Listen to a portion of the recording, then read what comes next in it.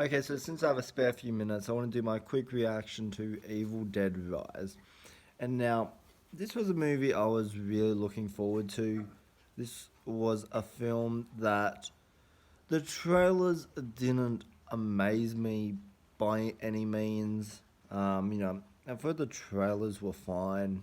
Like they were passable. It's just when I watched the trailers, I got the vibe that this is not Evil Dead.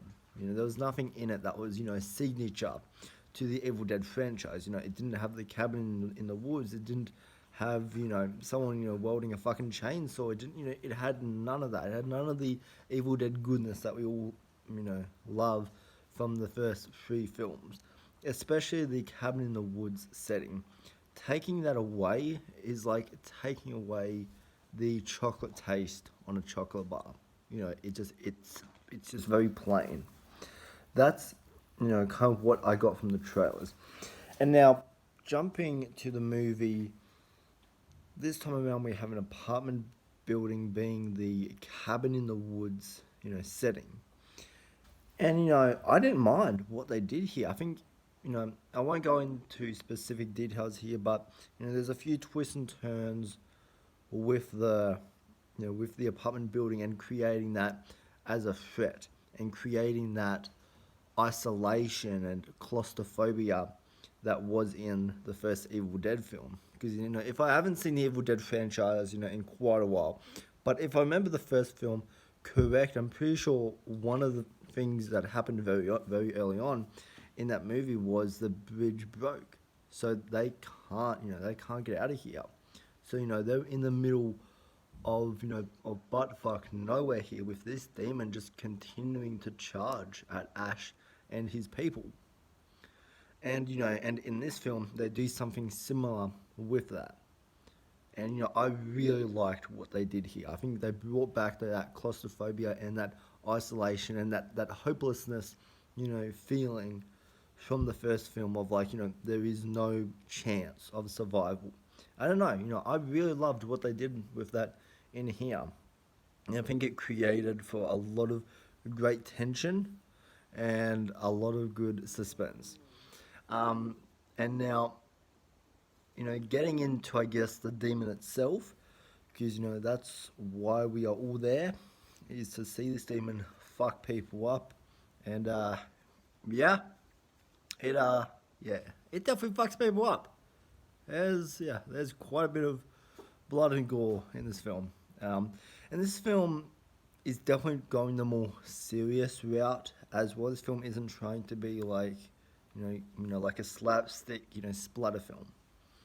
It's trying to be more kind of more grounded. It's the film. One of the major themes in the film is tearing apart, family. Like removing them and you going against the people that you love. And I don't know, anything that involves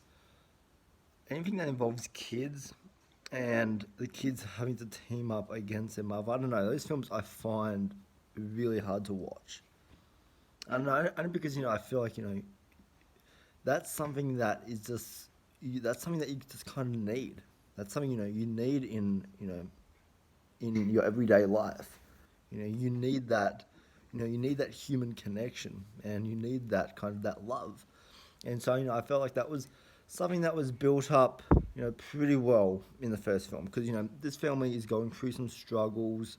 I think was it the husband passed away, I believe it was, and so there's automatically some tension there. She's a single mother now, really raising her kids and all that, and trying to give them the best education and and the best life and all of that. And I think you really feel for the characters, but then saying that all right.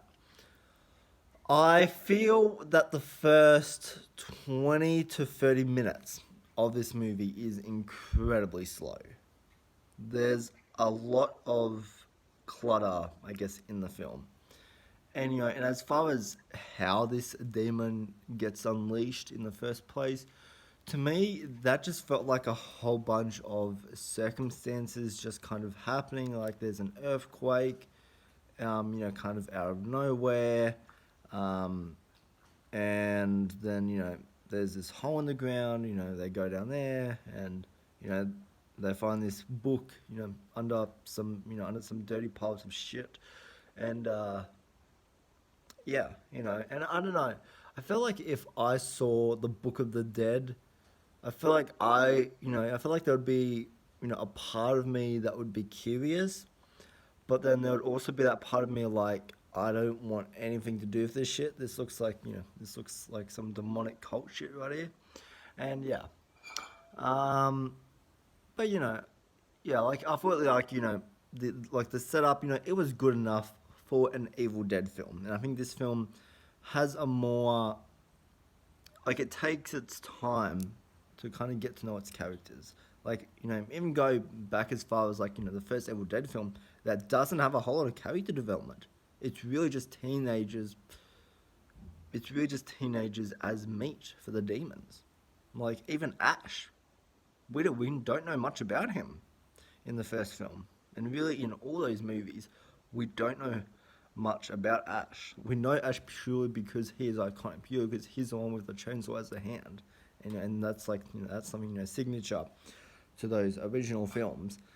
Um, and then as far as the blood and gore, which I do want to touch on, this film definitely has some really intense blood sequences. I saw this film with a friend, and when we watched it, I literally leaned over to him and I was like, Psst, The Shining, because there's a shot in this that is like mind blowing, honestly, because it's shot to such an extent where it is so similar to that, like it's almost shot the exact same, and I really like that reference there. Um, and I think this isn't the bloodiest Evil Dead film. I would not say by a long shot. I would still say the 2013 reboot is a lot more bloodier than this, and I don't think this film has. I think a lot of people this is going to be controversial for, but for me at least, this film doesn't have a whole lot of rewatch value. There's uh yeah, I don't know. I saw this film, a second time, and I could not get into it. I could not get into this film. Um, I don't know if it was just that I saw it too early, like after I saw it the first time. Like yeah, I don't know, but I found my second viewing of the film just a lot more boring. I'm very curious to see if anybody else has had a similar experience to that. But I think this is one of those movies where it. This is one of the movies where it should stay as a first viewing, because then I feel like as you watch it a second time, there's not really a whole lot to appreciate in it. It really is just another Evil Dead film. And I did like the ending as well. I thought the ending was incredibly fucked up. When they all form together. I thought it was very fucked up. I thought all of the makeup and the creature designs looked very fucked up as well.